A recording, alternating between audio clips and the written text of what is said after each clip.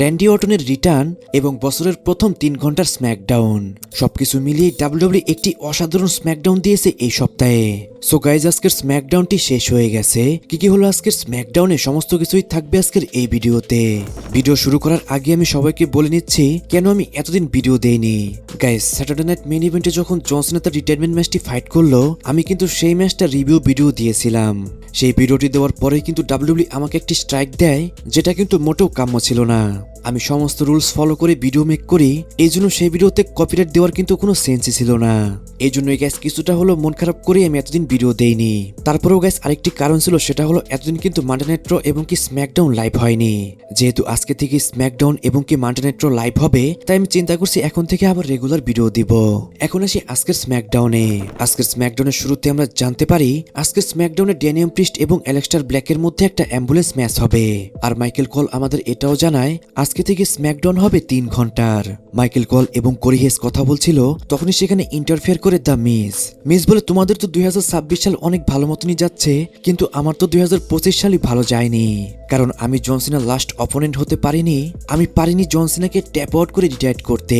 এখন জন সিনা ডাব্লিউডাব্লিউ থেকে রিটায়ারমেন্ট নিয়ে সানসেট দেখছে, আর আমি এখন রয়েছি বাফেলোতে। সেকেন্ড, আমি এই বিজনেসে একদমই রেয়ার। এই বিজনেসে আমার গাইডেন্স এবং কি আমার ভূমিকা কখনোই কেউ পাল্টাতে পারবে না। আমি একজন আন্ডাররেটেড সুপারস্টার এবং কি কেউ আমার ধারে কাছে আসতে পারবে না। তাই তোমরা আমাকে রিসপেক্ট করো। তোমাদের মধ্যে কেউই নেই যাদের মধ্যে গ্রেটনেস রয়েছে। এটা 2026, এখন জন সিনা গন।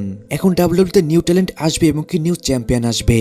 তোমাদের এখন যদি আমি একটি কথা বলি হয়তো তোমাদের ভালো লাগবে না, সেটা হলো আমিও চ্যাম্পিয়ন হতে পারি। এরপর দ্য মিস ডাব্লিউডাব্লিউ তে সে কি করেছে সমস্ত কিছুই সবার সামনে বলে। আর গাইস, বলতে হবে এই প্রোমোতে দ্য মিসের এক্সপ্রেশন কিন্তু দেখার মতো ছিল।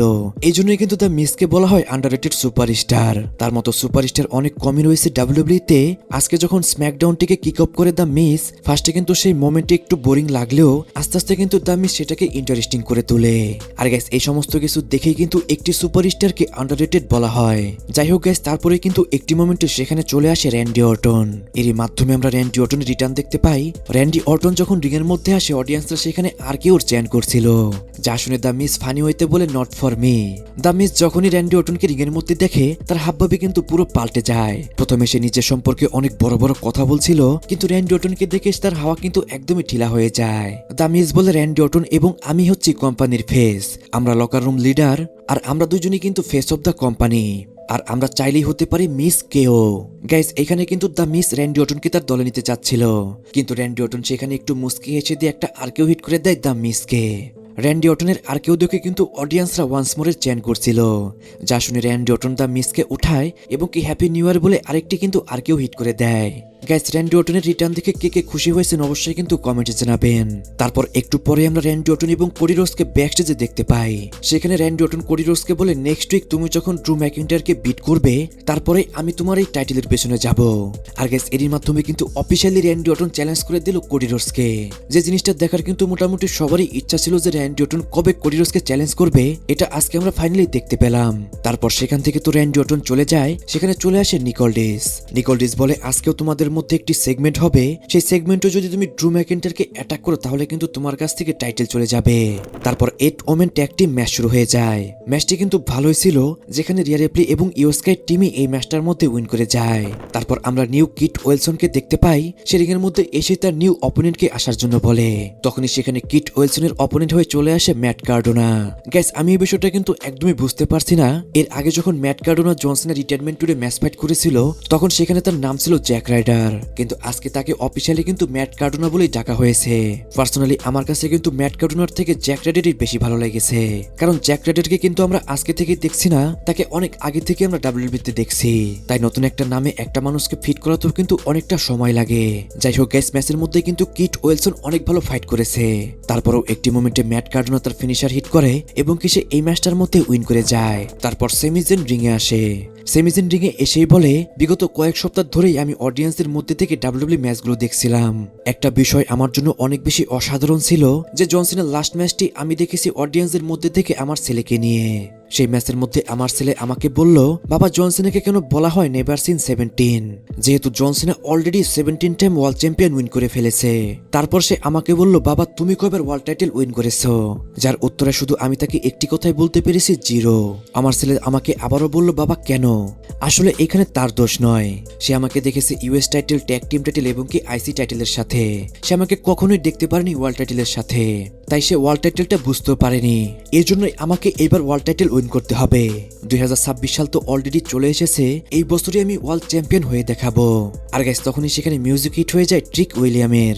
ট্রিক উইলিয়ামকে রিং এর মধ্যে দেখে কিন্তু অডিয়েন্সরা ব্রোকারটি চ্যান করছিল, কারণ রিসেন্টলি কিন্তু ট্রিক উইলিয়াম ব্রোকারটিকে ডিসরেসপেক্ট করেছে। যাই হোক, সেখানে ট্রিক উইলিয়াম বলে, নিকোলডিস আমাকে বলেছে স্ম্যাকডাউনে আসার জন্য। সে আমাকে রিকোয়েস্ট করেছে এবং কি আমাকে বলেছে এখানে আমাকে প্রয়োজন। এর মধ্যে সেমিজেন কিছু বলতে গেলে ট্রিক উইলিয়াম তাকে থামিয়ে দেয়। ট্রিক উইলিয়াম এরপর তার গুণগান করতে শুরু করে দেয়। একটি মোমেন্টে সে সেমিজেনকে অনেক বেশি ডিসরেসপেক্ট করতে শুরু করে। তারপর সেমিজেন বলে, তোমার সবকিছুই তো ঠিক আছে, তুমি দেখতে শুনতে ভালো এবং কি তুমি রেসলিংও ভালোই করতে পারো, কিন্তু তোমার মধ্যে একটি জিনিস নেই, সেটা হলো হাম্বল।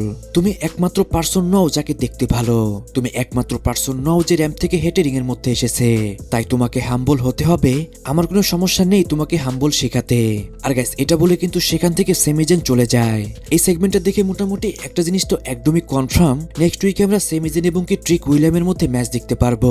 তারপর জনি গার্গানো ভার্সেস কার্মেলো হেজের মধ্যে ইউএস টাইটেল ম্যাচ শুরু হয়ে যায়। নর্মাল একটা ম্যাচ ছিল যেখানে কিনা খুব সহজেই কার্মেলো হেজ এই ম্যাচটার মধ্যে উইন করে যায়। আর গাইস ম্যাচ উইন করার মাধ্যমে কিন্তু কার্মেলো হেজ তার টাইটেলকে ডিফেন্স করে নেয়। তারপর আমরা ব্যাকস্টেজে কোডি রোডস এবং সেমিজেনকে দেখতে পাই। সেখানে কোডি রোডস সেমিজেনকে বলে, তুমি কি ড্রু ম্যাকেন্টায়ারকে দেখেছো? সেমিজেন বলে, না আমি ড্রু ম্যাকেন্টায়ারকে দেখিনি। কোডি রোডস বলে, আজকে সবাই আমার সামনে আসছে এবং কি তাদের মনের কথা বলছে, তুমিও চাইলে বলতে পারো তোমার মনের ভিতর কি রয়েছে। সেমিজেন বলে, আমি তোমাকে সবসময় অনেক বেশি রেসপেক্ট করেছি আর সামনেও সেটা করব। আমি তোমার আগেও পাশে ছিলাম এবং কি সামনেও তুমি আমাকে পাশে পাবে। তখনই সেখানে নিকোলডিস চলে আসে। নিকোলডিসকে দেখে কোডি রোডস তাকেও বলে, তুমি কি ড্রু ম্যাকেন্টায়ারকে দেখেছো? আর গাইস আজকে কিন্তু কোডি রোডস প্রথম থেকে ড্রু ম্যাকেন্টায়ারকে বারবারই কিন্তু এদিক ওদিক খুঁজছিল। তারপর কোডি রোডস সরাসরি রিং এর মধ্যে চলে আসে। কোডি রোডস রিং এ এসে অডিয়েন্সদের অনেক বেশি প্রশংসা করে, যাতে সে খুব সহজেই অডিয়েন্সদের মন জিতে নেয়। কোডি রোডস বলে, আমি এই টাইটেল উইন করার পরেই আমি একের পর এক অনেককেই চান্স দিয়েছি। এইটা করে আমি দেখেছি আমি কতটা হতে পেরেছি ক্যাপেবল। ড্রু ম্যাকেন্টায়ার এখন যেটা করছে আমার মতে মোটামুটি ভালোই করছে, কারণ আমি দেখতে চাই আমি কতটা নিতে পারি ড্রু ম্যাকেন্টায়ারকে। আর এর মাধ্যমে আমি এটাও দেখতে পারবো আমি নিজেকে কতটা রেডি করতে পেরেছি।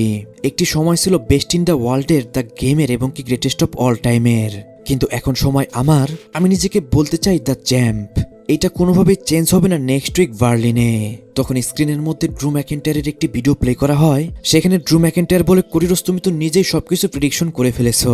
তুমি যেহেতু তোমার নিজেকে ক্যাপেবল মনে করছো, তাই তোমার জন্য আমি এমন একটা ম্যাচ কনফার্ম করছি যেটা ইতোমধ্যে তোমার বাবাও করেছিল। তাই বার্লিনে আমাদের মধ্যে যে ম্যাচটি হবে সেই ম্যাচটা হবে 3টি স্টেজের মধ্যে। প্রথমে থাকবে একদমই স্ট্রেট রেসলিং ম্যাচ, সেকেন্ডে থাকবে ফল কাউন্ট অ্যানিওয়ার ম্যাচ, যার মাধ্যমে আমরা যে কোনো জায়গায় রেসলিং করতে পারবো। আর 3 নাম্বার থাকবে স্টিল কেজ ম্যাচ, যার মাধ্যমে কিনা যেখানে আমাদের কেউই ইন্টারফেয়ার করতে পারবে না। আর গ্যাস এর মাধ্যমে কিন্তু এই বিষয়টা মোটামুটি ক্লিয়ার হয়ে গেল। বার্লিনে যে ড্রু ম্যাকেন্টায়ার এবং কোডি রোডসের মধ্যে ম্যাচ হবে সেই ম্যাচটা কিন্তু কোনো নর্মাল ম্যাচ হবে না, সেই ম্যাচটা 3টি স্টেজের মধ্যে ফাইট হবে। তারপর ড্রু ম্যাকেন্টায়ার, কোডি রোডস এবং তার বাবা ডাস্টি রোজের একটা ফটো ফ্রেম আমাদের দেখায়। সেই ফটো ফ্রেমটি ড্রু ম্যাকেন্টায়ার ভেঙে ফেলে এবং সেটার মধ্যে পা দিয়ে কিন্তু পিষে দেয়, যা দেখে কোডি রোডস অনেক বেশি রেগে যায়। সে ব্যাকস্টেজে দৌড়ে যায় ড্রু ম্যাকেন্টায়ারকে মারতে, কিন্তু অতক্ষণে ড্রু ম্যাকেন্টায়ার চলে যায় রিং এর মধ্যে। এইবার যখন ড্রু ম্যাকেন্টায়ার রিং এর মধ্যে আসে, সে হাতে করে একটি গার্বেজ ক্যান নিয়ে আসে। সে আরেকটি কোডি রোডস এবং কি ডাস্টি রোজের পিকচার আনে, সেটার মধ্যে ড্রু ম্যাকেন্টায়ার আগুন লাগিয়ে দেয়। কিন্তু কোডি রোডস দূর থেকে দাঁড়িয়ে শুধু দেখছিল, সে কিছু করতে পারছিল না, কারণ তাকে সিকিউরিটি গার্ড আটকে রেখেছিল। কোডি রোডসের কাছে এটা দেখা ছাড়া আর কোনো উপায় ছিল না। গ্যাস সত্যি কথা বলতে এইবার যে কোডি রোডস এবং ড্রু ম্যাকেন্টায়ারের রাইভালরি আমরা দেখতে পেলাম, এটা কিন্তু সত্যি অনেক বেশি পার্সোনাল হয়ে গেছে। আর এটা কিন্তু আমার মতে one of the best story line চলছে ড্রু ম্যাকেন্টায়ার এবং কোডি রোডসের। তারপর জুলিয়া ভার্সেস চেলসি গ্রিনের মধ্যে ইউএস টাইটেল ম্যাচ শুরু হয়ে যায়। ম্যাচটি একটি সাধারণ পর্যায়ের ম্যাচ ছিল, যেখানে কিনা খুব সহজেই জুলিয়া হারিয়ে দেয় চেলসি গ্রিনকে। আর জুলিয়া হয়ে যায় new women United states champion. তারপর আজকের মেইন ইভেন্টে একটি অ্যাম্বুলেন্স ম্যাচ হয়, আর এই ম্যাচের মধ্যে ফাইট করে ড্যানিয়াম প্রিস্ট এবং কি অ্যালেক্সটার ব্ল্যাক। গাইস, ম্যাচটির কথা বলার মতো সেরকম কিছুই নেই, এক কথায় বলতে গেলে একটি ব্রুটাল ম্যাচ হয়। ম্যাচের মধ্যে চেয়ার, টেবিল, ক্যান্ডলস্টিক এবং কি লাইটারের ব্যবহার আমরা দেখতে পাই। আর বিশেষ করে অ্যালেক্সটার ব্ল্যাক ড্যানিয়াম প্রিস্টের উপর অনেক বেশি ডমিনেট করছিল। একটি মোমেন্টে ড্যানিয়াম প্রিস্টও ফাইট ব্যাক করে, সে আন্ডারটেকারের স্টাইলে অ্যাম্বুলেন্সের ওপর থেকে অ্যালেক্সটার ব্ল্যাককে একটা স্ল্যাম হিট করে টেবিলের ওপর। তারপরে ড্যানিয়াম প্রিস্ট অ্যালেক্সটার ব্ল্যাককে অ্যাম্বুলেন্সের ভেতরে ভরে ফেলে, আর এরই মাধ্যমে ড্যানিয়াম প্রিস্ট এই ম্যাচটার মধ্যে উইন করে যায়। গাইস, আশা করবো এই দুজনের মধ্যে রাইভালরি যেন এইখানেই শেষ হয়ে যায়, কারণ আমরা দেখতে পাচ্ছিলাম যখন থেকে অ্যালেক্সটার ব্ল্যাক রিটার্ন করেছে তারপর থেকে কিন্তু এই দুজনের মধ্যে রাইভালরি করাচ্ছে WWE। তাই এখন সময় হয়ে গেছে এই রাইভালরিটাকে শেষ করার। গাইস, আজকে কিন্তু 2026 সালের ফার্স্ট টাইম 3 ঘন্টার স্ম্যাকডাউন ছিল। আমার কাছে কিন্তু পার্সোনালি আজকের স্ম্যাকডাউনটি ভালোই লেগেছে। আজকের স্ম্যাকডাউনটি আপনার কাছে কেমন লেগেছে অবশ্যই কিন্তু কমেন্টে জানাবেন।